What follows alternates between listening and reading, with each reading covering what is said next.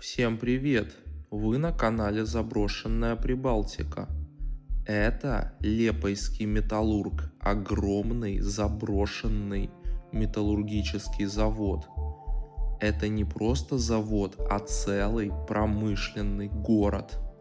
Десятки зданий, улицы, огромные цеха со всем оборудованием. Раздевалки, офисы и склады.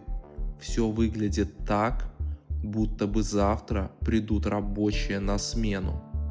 Такого крутого сохрана и масштабов я еще не встречал. Представляете, целый месяц я изучал этот завод и снял про него большой сериал. В прошлой серии мы начали изучать металлург, прогулялись по небольшим цехам и восхитились былым величием огромного прокатного цеха, осмотрели территорию завода с дымовой трубы, побывали в заводском бомбоубежище и осмотрели заводские офисы. Кто пропустил, рекомендую к просмотру. На канале опубликован отдельный плейлист для всех серий про Лепойский металлург. Это вторая серия «Капсула времени». Сегодня мы будем исследовать электрический цех при металлурге. Увиденное здесь поразило меня. Машину времени еще не изобрели, но сегодня мы сможем окунуться в прошлое и увидеть быт советских заводчан.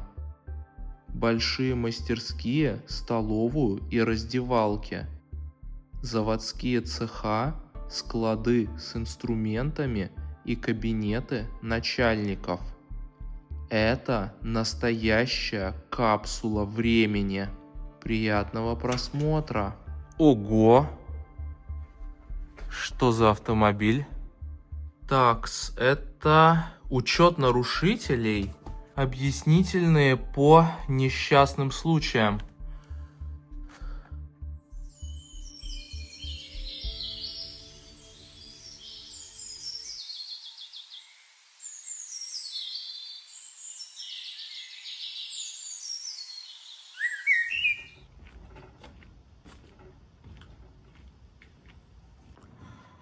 Очередной осенний денек, и мы продолжаем изучать Лепойский металлург. Вчера я заглянул в один из цехов, и, мягко говоря, я обалдел от увиденного. Сегодня я иду туда уже с камерой. Хочу показать вам этот цех.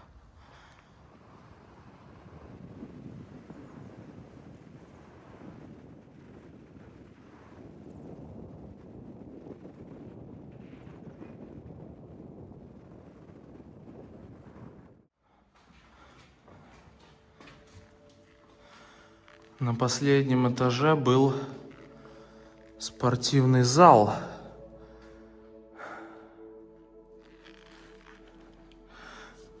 Да, вот он.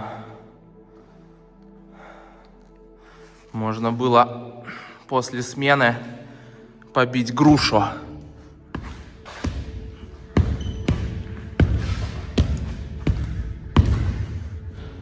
И поиграть в теннис настольный.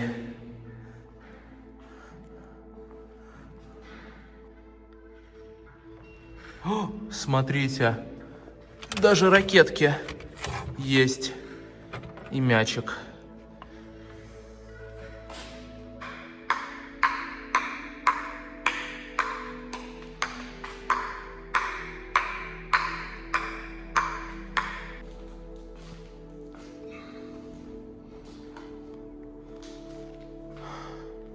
Грузовой лифт, походу. Да.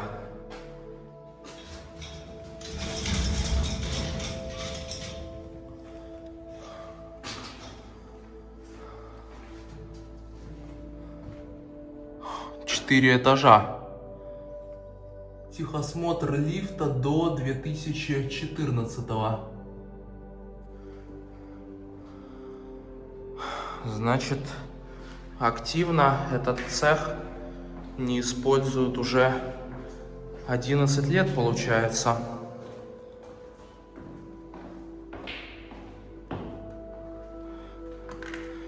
Вот, в эту мастерскую я вчера заглянул и просто офигел.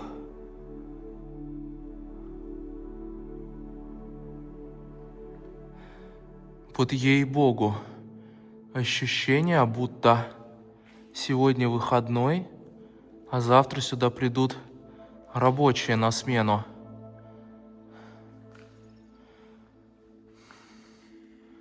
Что за телевизор? Вот, написано «Фотон». Цена 740 рублей. Недешевая вещь была. В общем, судя по схеме завода, это был электрический цех.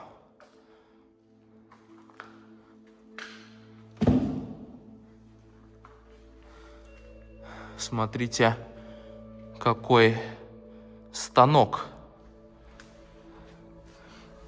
Намоточный станок.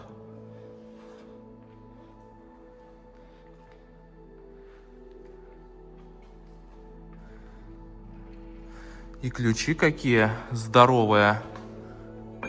Ой! 55-й размер.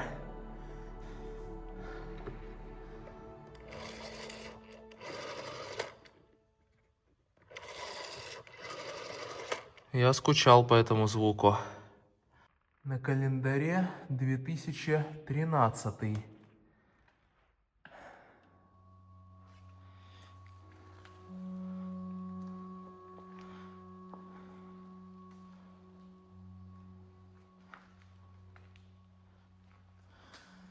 Радио. На столах различные катушки. Еще какой-то небольшой станок.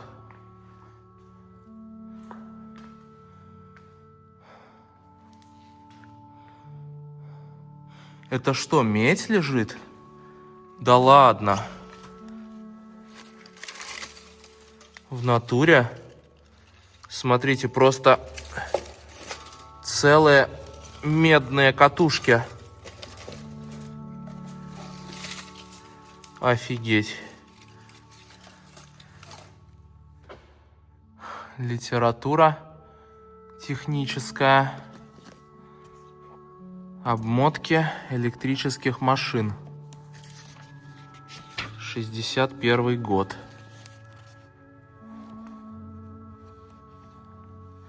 Ценная техническая литература так-то.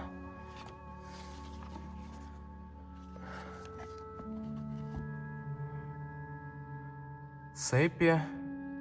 Ремонт асинхронных двигателей.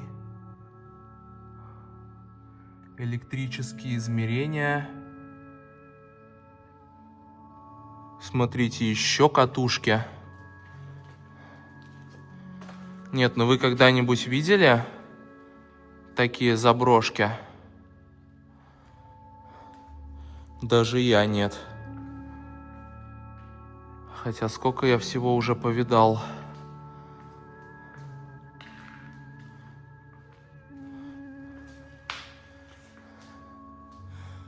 Вот этого товарища я уже видел в цеху.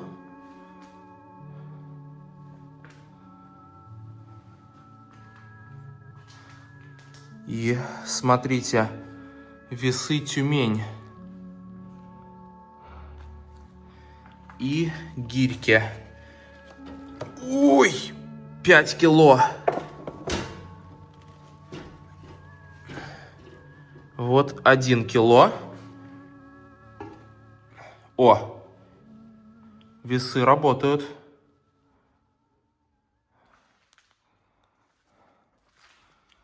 Что за прибор, смотрите.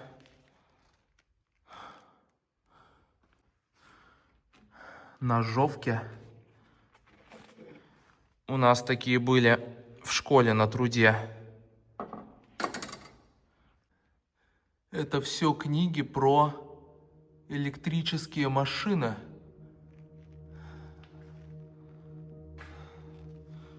Шкафчики рабочих, походу.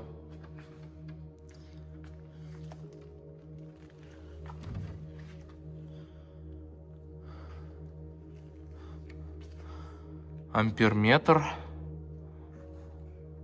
Целая гора пустых катушек. Инструменты. Мда, тут кто-то выпотрошил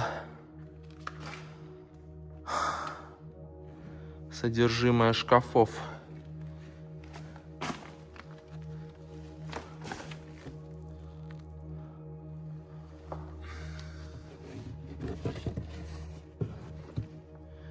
Смотрите, это гражданская оборона. Действия при угрозе нападения противника. При электротравме освободить от действия тока.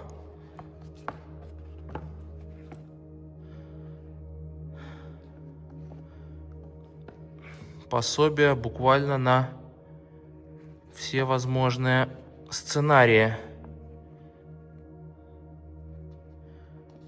В случае ядерной войны и не только.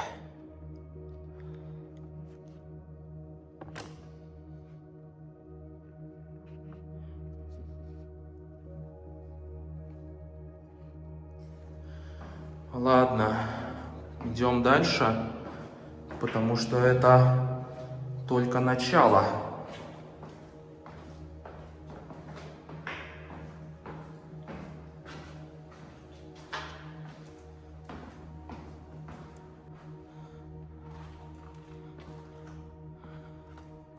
Этажом ниже снова мастерские.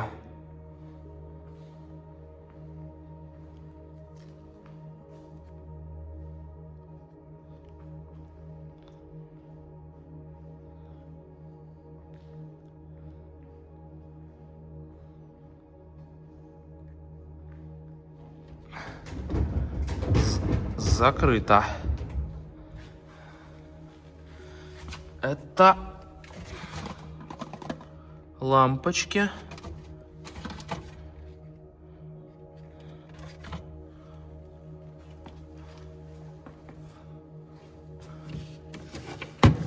Снова какой-то прибор. Мультиметр, может. И шахматы. Нет, не шахматы. Различные детали. Куча напильников. Тут просто все оставлено. Формы рабочих. Вот. Электромонтаж.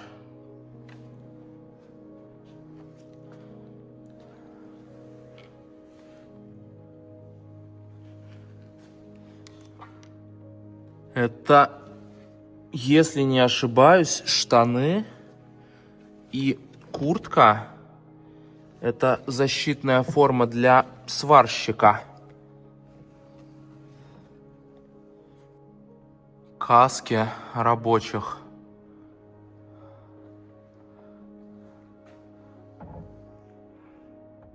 Электротехнический справочник. Офигеть. Смотрите, это кукуруза в пакете.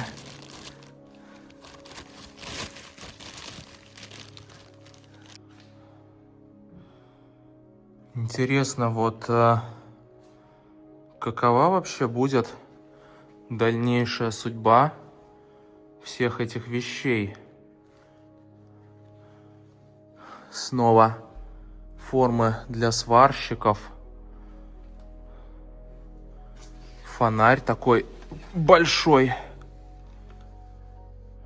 Фонарь осветительный специальный.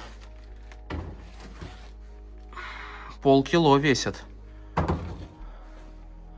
Это что?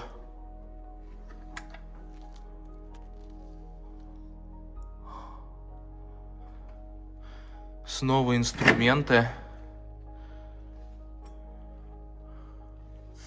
Сверла.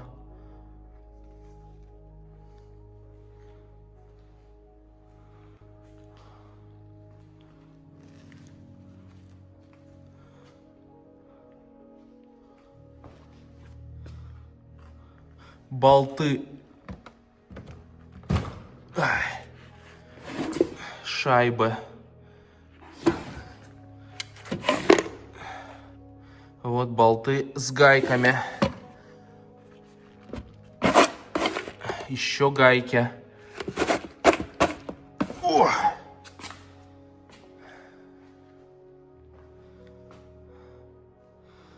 Ответственный Иванов. Ответственный за станок, что ли? Опять гайки.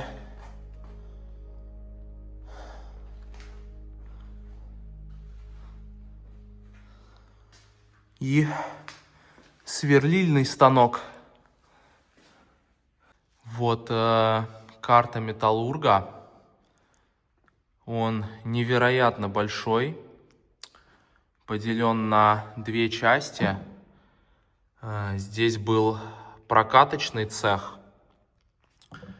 А в этой части главный мартеновский цех, где плавили металл.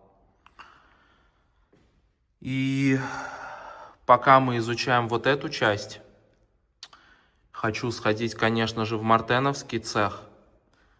Поэтому на канале будет еще пару серий про металлург точно.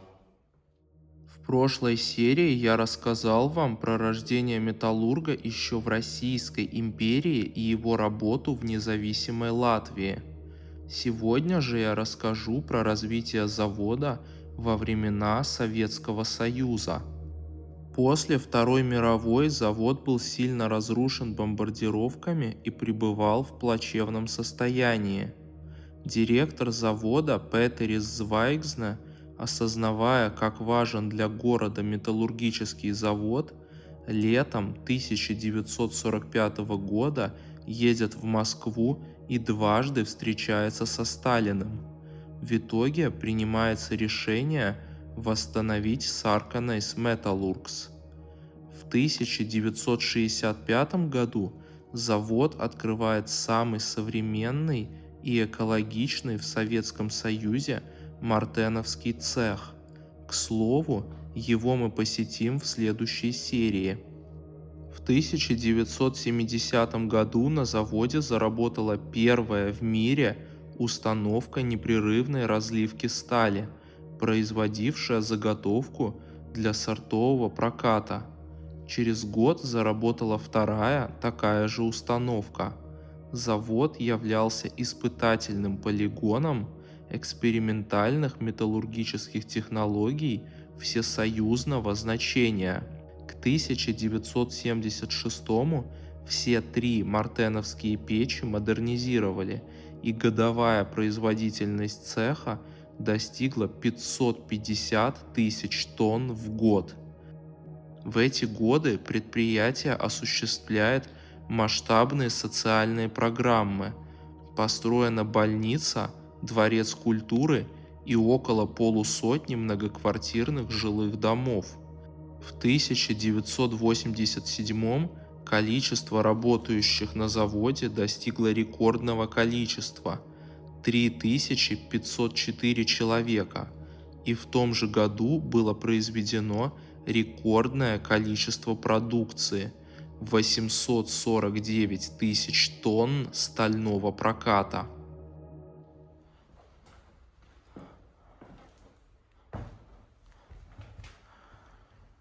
Это доска объявлений. Фотографии из цехов.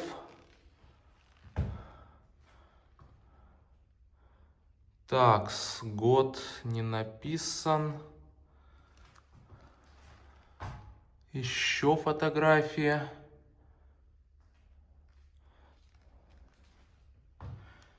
Для продуктивной работы содержи свое рабочее место в порядке. Не вот так, а вот так. Что ж, это очень правильно. Что тут?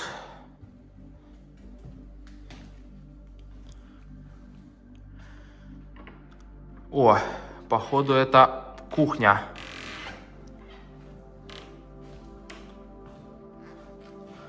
Да, кухня для работников.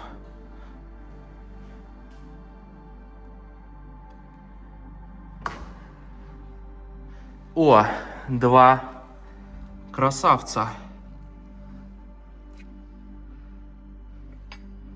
Рига.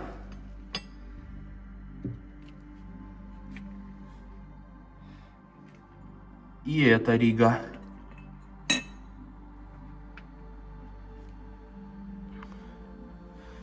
Тут кастрюля, сковородки.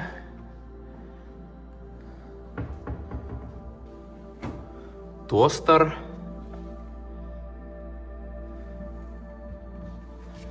Радио. И, если не ошибаюсь, сливочник. Тоже Рига.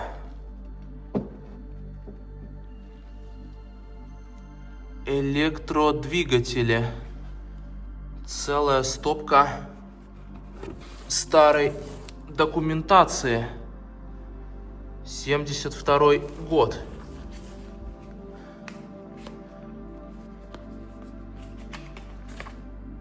Чертежи, схемы различные. А, смотрите, это такие большие листы. Вот оно. Вот так разворачивается. Умывальник. Так, посмотрим сейчас посуду.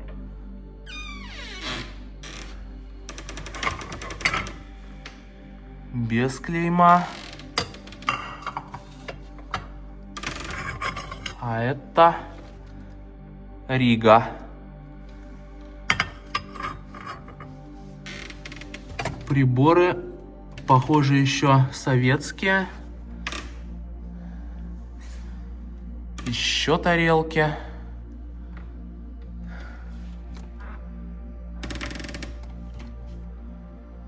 Продолжение кухни.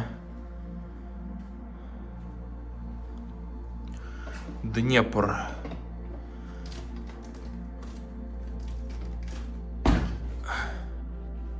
Опа. Фу. Ай. Даже не хочу смотреть, что там.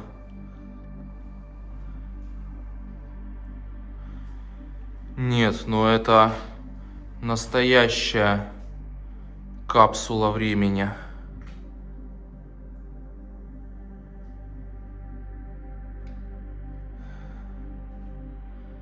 Вся посуда на месте. Еще красавцы чайники. Дома посмотрим, что за клеймо.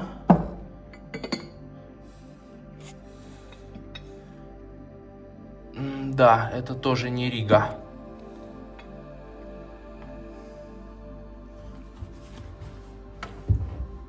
Это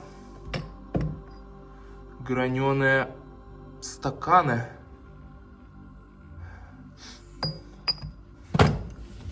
Бокалы. О, целый ящик с чашками.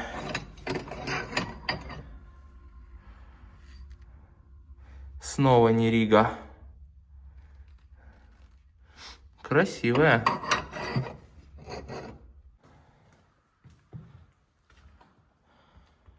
А вот и сам электрический цех.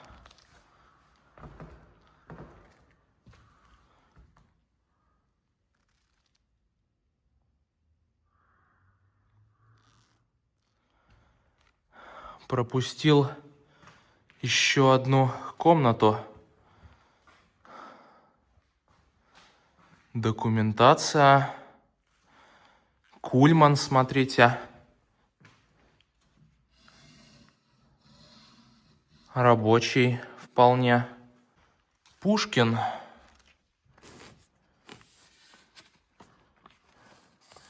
Стихи Пушкина на латышском.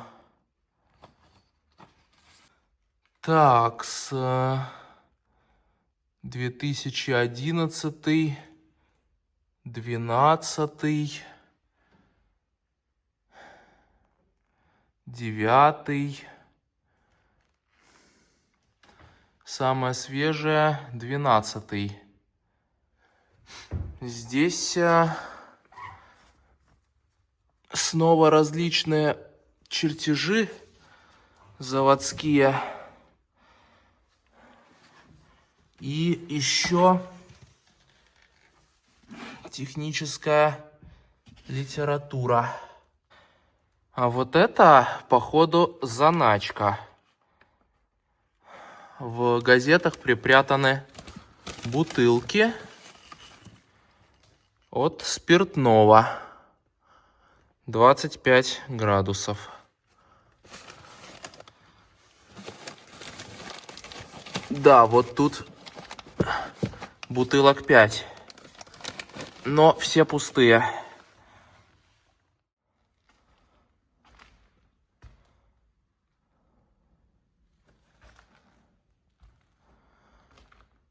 О, смотрите, это же хоккейная команда Металлурга.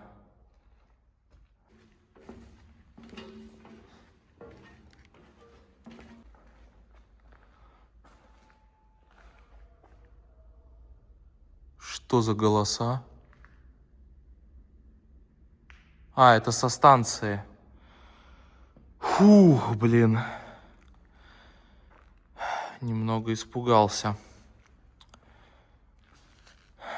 Это, смотрите, футбольная команда Металлурга. А здесь все по безопасности при работе. А что это за спуск вниз?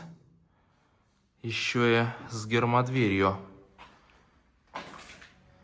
Неужели бункер?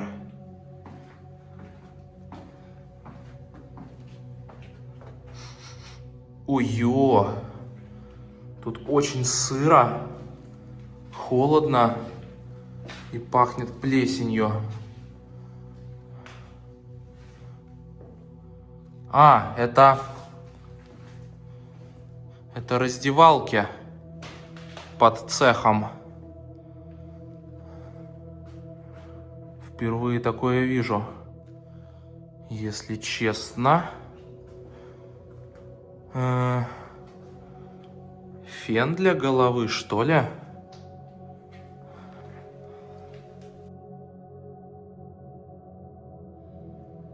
Время остановилось. И уже навсегда. Для этого цеха, да и для всего завода тоже.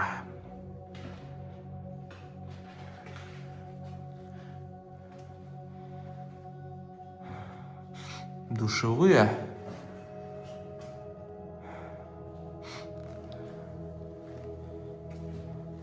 Да. Душек. Это, походу, даже бассейн небольшой. И Смотрите, парилка. Ух, можно было попариться после смены.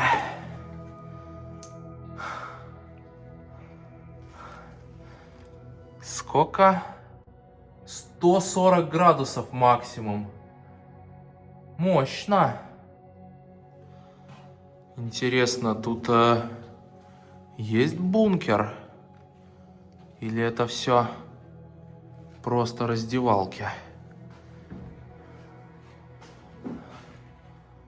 Туалет.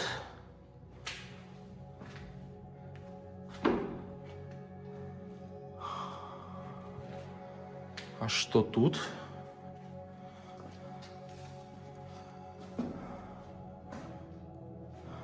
Это ящик с аптечками АИ-2. Ну-ка. Инструкция. Полные аптечки. И вот тот самый Тарен. Противоядие ФОВ. Вот он. Тарен. 6 таблеток. Любители острых ощущений оценили бы такую находочку. Что за сейф? Такой здоровый. Ай, закрыт. Снизу тоже. Какой-то прибор интересный.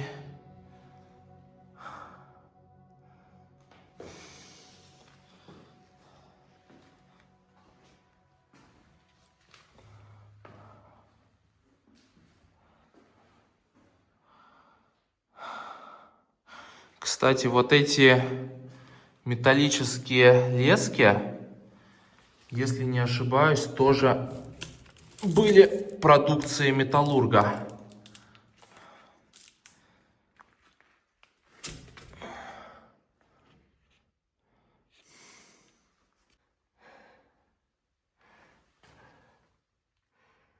Трансформатор.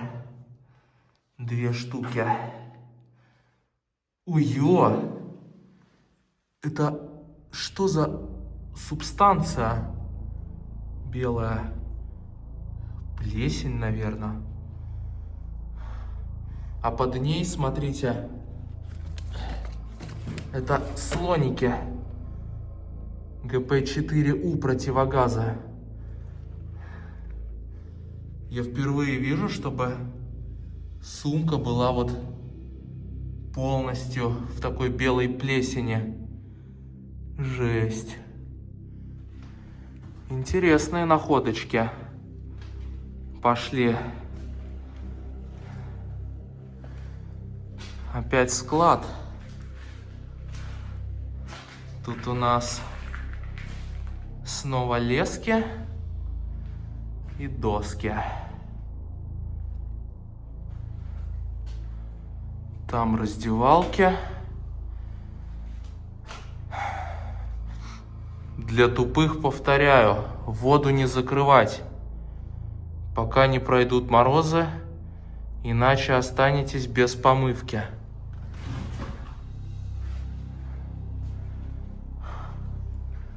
Ой-ё, раковине поплохело.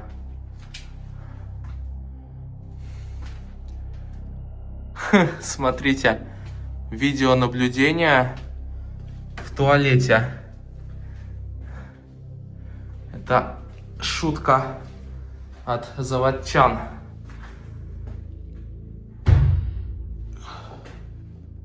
Дверь хлопнула. Одежду в шкафчиках подвешивать. Бросать нельзя. Правильно? Продолжение раздевалок.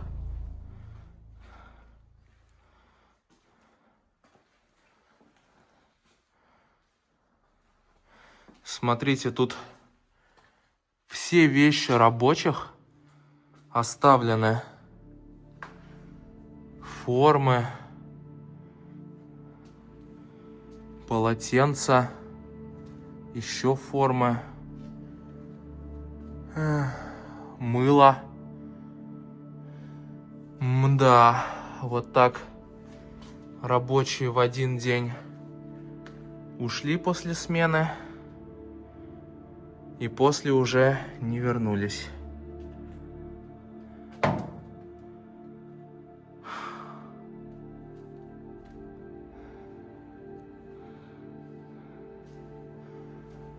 О, кто-то, походу, прихабарил медную катушку, но так и не забрал. Да, все оставлено. Фильтр. Я думаю, эти рабочие, когда уходили, не знали, что уже не вернуться сюда. Тогда бы они позабирали б свои вещи. О, койка. Можно было прилечь после смены.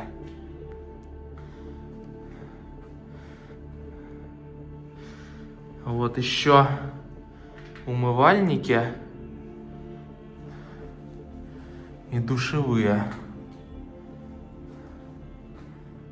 Мда, стрёмно выглядит.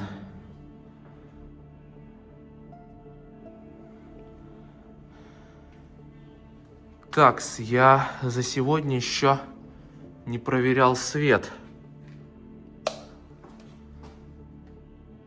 Нет. Электричества нету.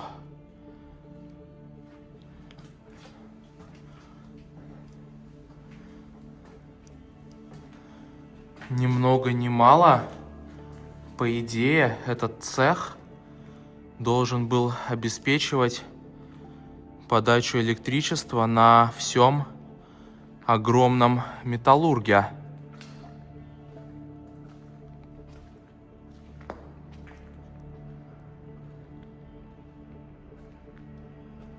Так, там на календаре, смотрите, 2018.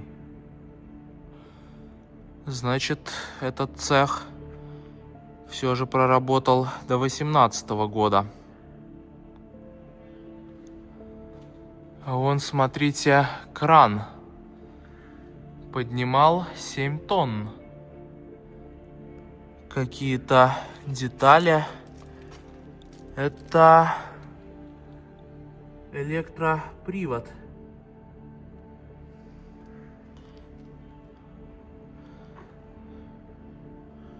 Чья-то мастерская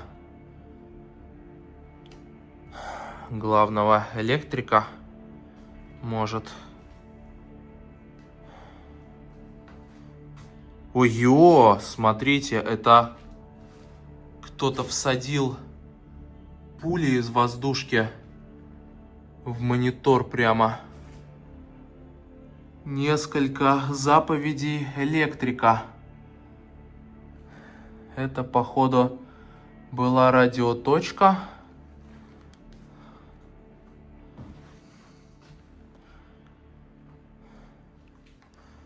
Покемарить можно было. Но все разбросано.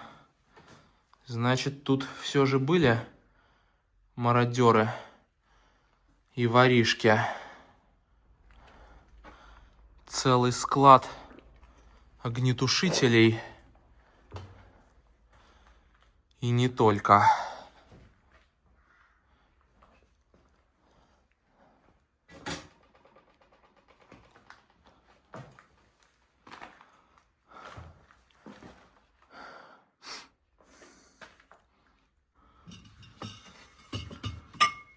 Если я не ошибаюсь, то это радиолампы. такие здоровенные. Поправьте меня в комментариях, если я не прав, конечно. Ого, тут даже некоторые новые, прям в коробках. Склад электрика.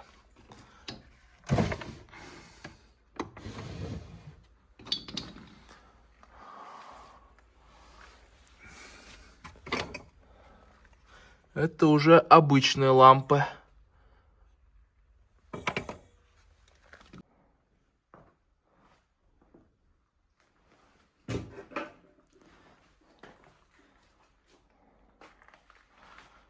Снова эти фонари здоровенные. А что это за коробка? Мегаомметр. Это мерять сопротивление, что ли?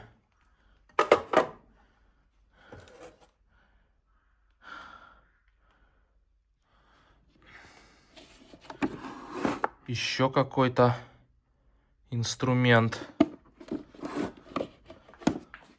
Смотрите, это куча ламп.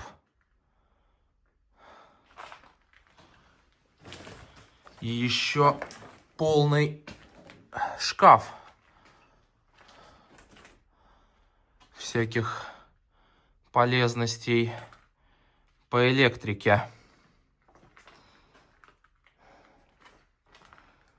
Эх, электрики бы оценили такие находки.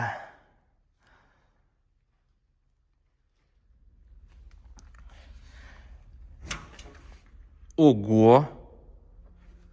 Что за автомобиль? Мерседес.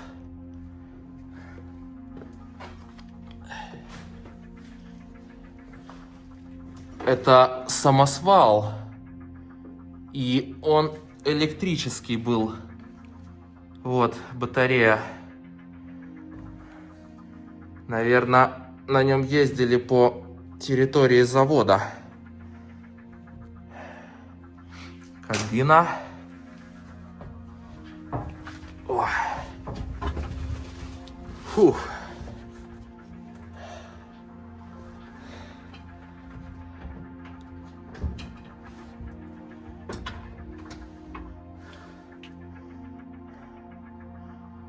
Если ты забыл, где тормоз, посмотри в зеркало. С юмором у заводчан все в порядке. Интересная, однако, находочка.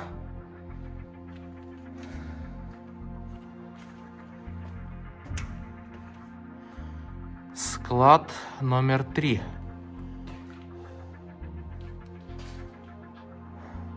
Эти металлические тросы теоретически тоже вполне могли быть продукцией металлурга. Продолжение складов. Закрыто. Не, я вам скажу, что найти подобную заброшку в 2025 году — это очень большая удача.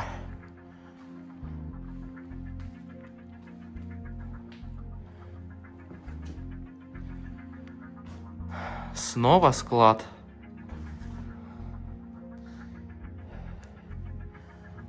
Наверху там что-то интересное. И лестницу кто-то принес.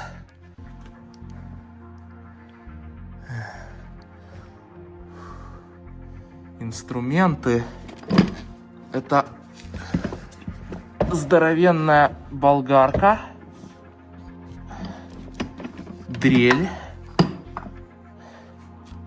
Так, а что это?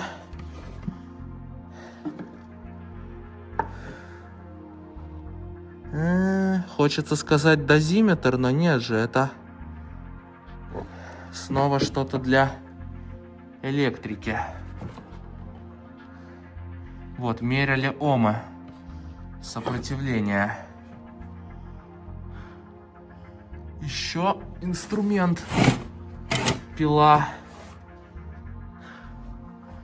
Такс. Ой. Я случайно.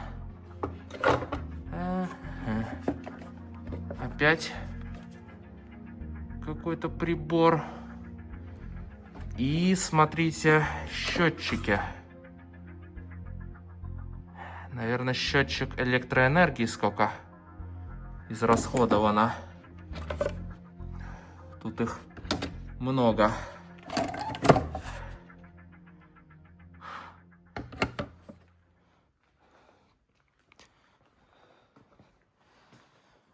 Тут я еще не был. Комната отдыха для рабочих. 2013. И смотрите, это фирменный календарь Металлурга.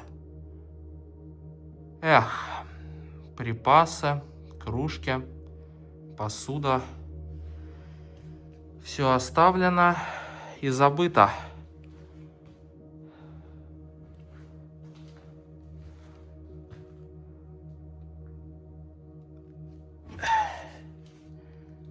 Лучше нюхать не буду в этот раз. И опять посуда и припасы. Унитра. Это, походу, какое-то заграничное радио было.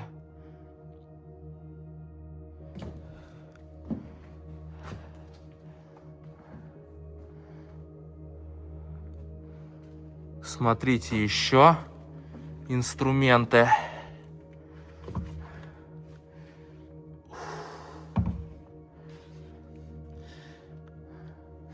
Подшипники живые. А вот еще. Ой. Кстати, подшипники тоже делали на Металлурге. А вот кто-то приготовил цветмет на вывоз, но так и не забрал.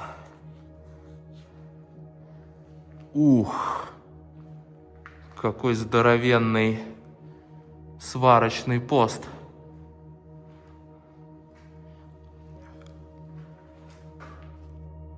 Металлург чемпион по футболу в 2005 году. Склад горючих жидкостей.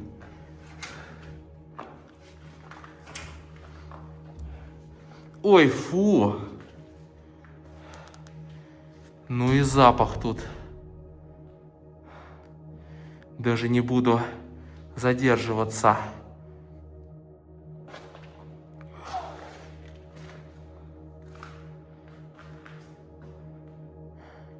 Мини-краник. Что за печка? Интересно.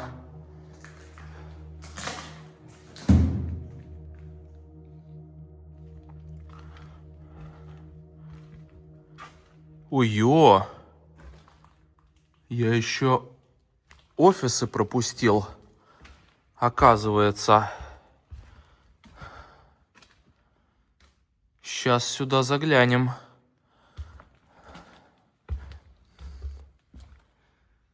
Конечно, по сравнению с кранами в прокаточном цеху, это малыш.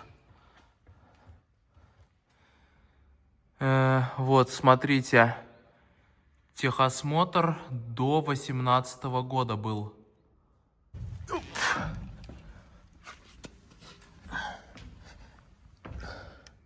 Вот рельсы по которым он ездил.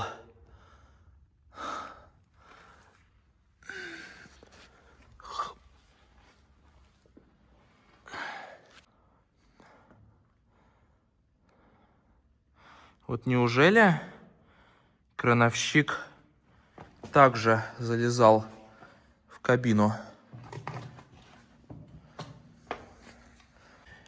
Люк в кабину. А лестницы, блин, нету. Она там. Ух.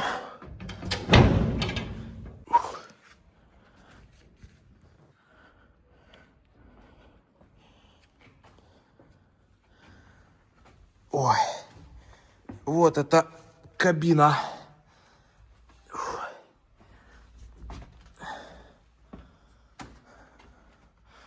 Интересно, вместо рычагов тут 3 руля, рубильник.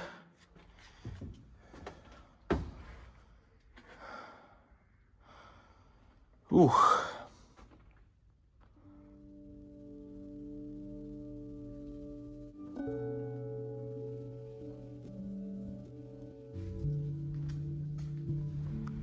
Сетевая руководительница Дубина.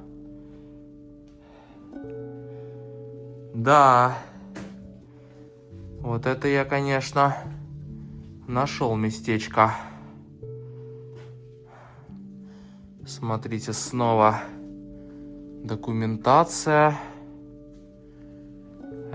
различные старые чертежи и схемы.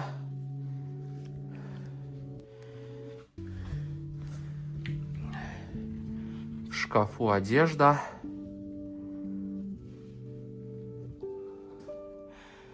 Да тут даже офисная техника на месте.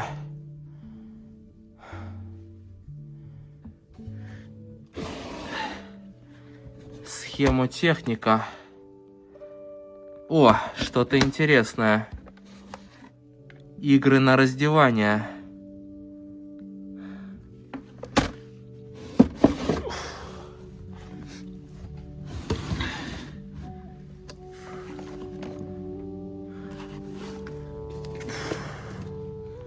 Гвозди. О. Кофе любили пить. Такс. 2015 года кофе. Тут, смотрите, различные электрические схемы в углу припрятаны.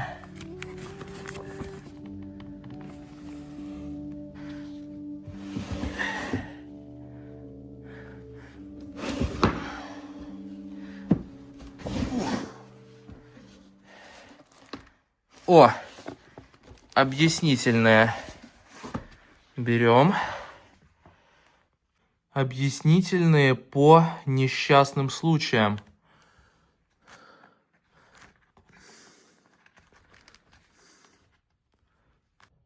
Вот это все. Описаны несчастные случаи. 12-й год. Сейчас какой-нибудь один прочитаем. Вот электромонтер Иво Озолинш. Попытаюсь разобрать почерк. Начали работу в 12:35. Поступил указ провести техническое обслуживание на 30-й подстанции. Нужно было обслужить нижние изоляторы. Перед работой Вадим фонариком посветил на устройство. Освещение было плохое. Я зашел в камеру и начал чистить средний изолятор.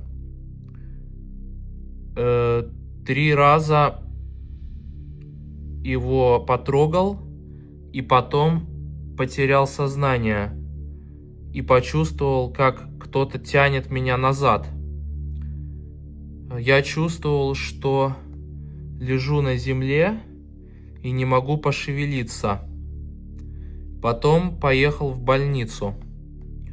Вадим рассказал мне, что видел, как меня ударило током и вспыхнули искры, и быстро меня вытащил. На 30-й подстанции мы были вдвоем с Вадимом. Эдгар ушел на склад за тряпками и бензином, а Янис ушел в туалет. После удара током я встал и увидел свою руку. Она сильно обгорела. Я сказал Вадиму, что пойду к Савкину. Он перевязал мою руку, и я поехал в больницу. 18 июля 2012 года. Еще одна объяснительная на русском. 28 июня 2011 года по выписанному моим начальником Савкиным наряду я вместе с коллегами Русманисом и Черпсом пошел на место работы на 26-ю подстанцию, которая находится на территории Везувс. Пройдя проходную, мы направились переходить улицу Бривибас. Подойдя к улице Бривибас, я видел грузовик, находящийся на улице, но не было понятно, будет он поворачивать, либо поедет прямо, так как скорость движения его и других машин была очень низкая. Сам поворот грузовика я не видел, так как в это время смотрел в другую сторону. Оценивал ситуацию на дороге. Я видел только сам наезд грузовиком на Русманиса. Это было примерно в 8:30. Потом я о происшествии сообщил Савкину, который и вызвал скорую помощь. В общем, это все несчастные случаи за 2012 год. Вся вот эта папка с объяснительными от работников. Интересная находка.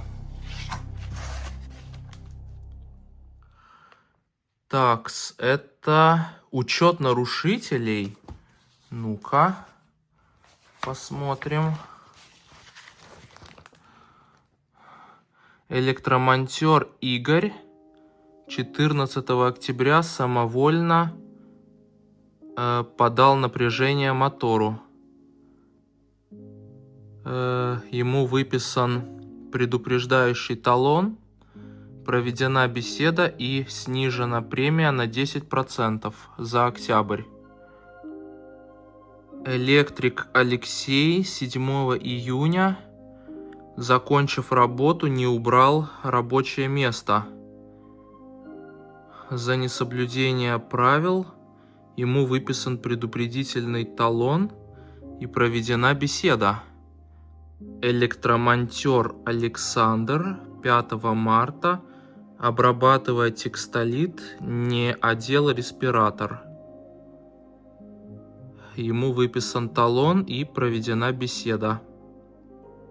Да, правила безопасности и дисциплина, а тем более на таком серьезном производстве, это очень важно.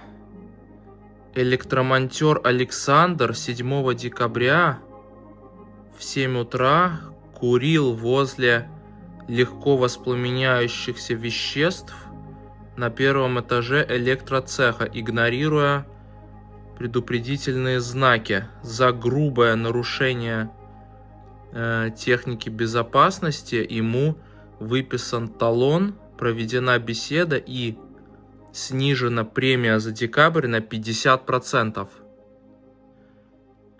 Еще один протокол 2010 года. Электромонтеры Олаф и электрик Вадим 28 мая в 9 утра перемещались по площадке металлолома без защитных касок. За нарушение техники безопасности выписаны талоны, проведены беседы и премия снижена на 10%. Талоны за нарушение техники безопасности. Вот смотрите, как они выглядели.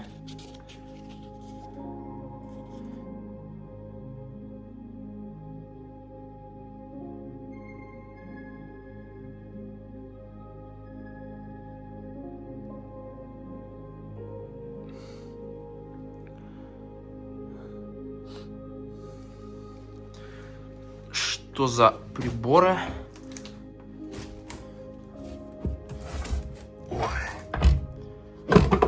Опа. Снова для измерения сопротивления, походу.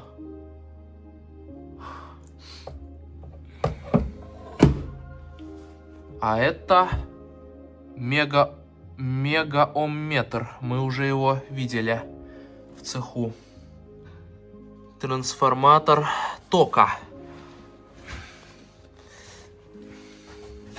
Вот он в сумочке.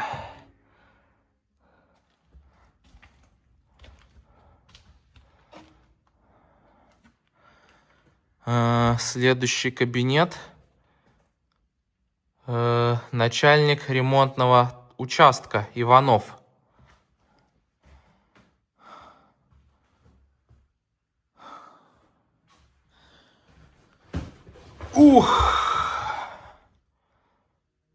Вот, знаете, машину времени еще не изобрели.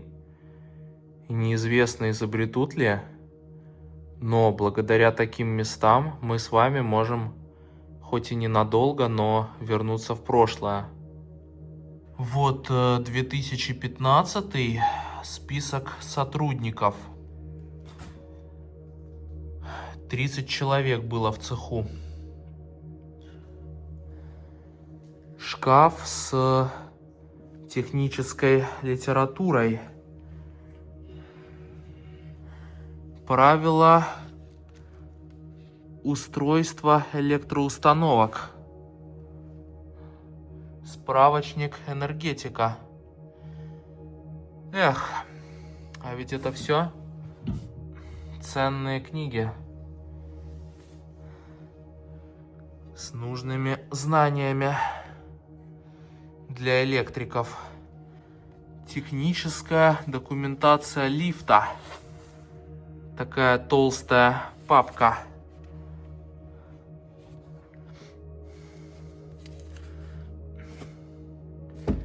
А здесь светотехника.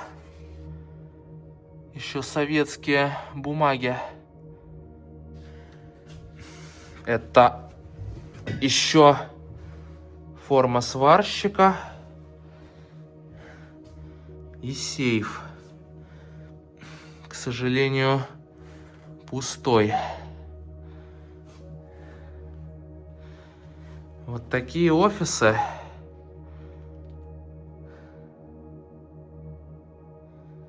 Смотрите, это зарплаты в 2007 году.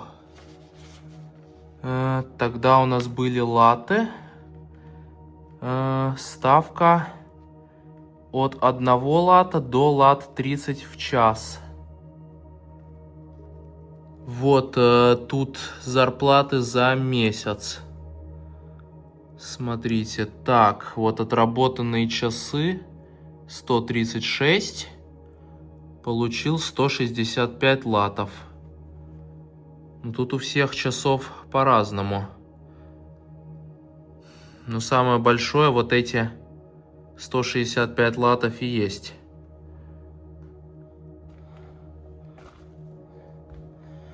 Кабинет Савкина, заместитель начальника электрического цеха.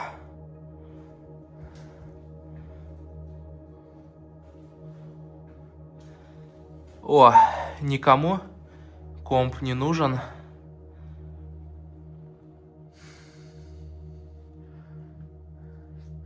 Бутылки от спиртного. О, а вон, смотрите, это радиоточка. Орфей 304.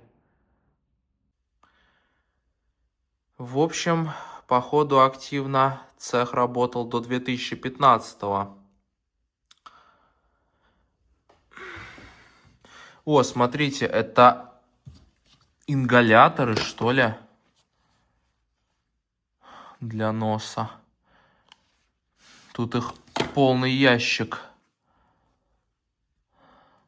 И, походу, месячный билет на автобус за 10 латов.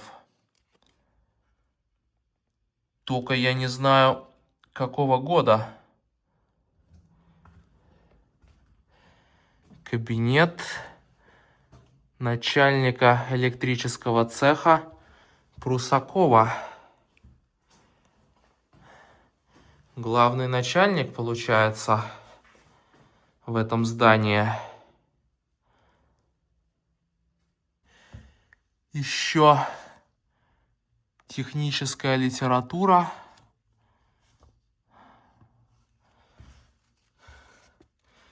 И одежда.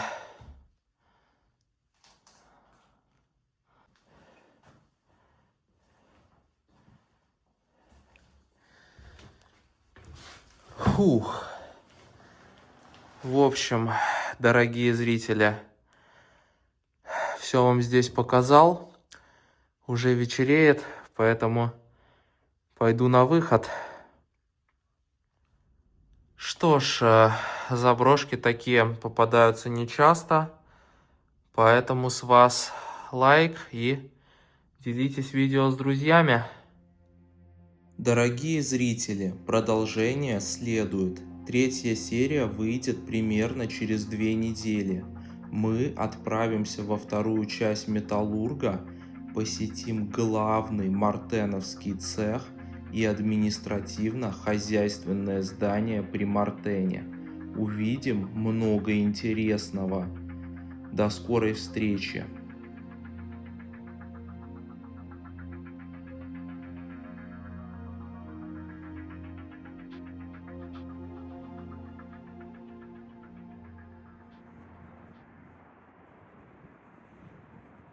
Спасибо всем за внимание. Счастливо и до скорых встреч!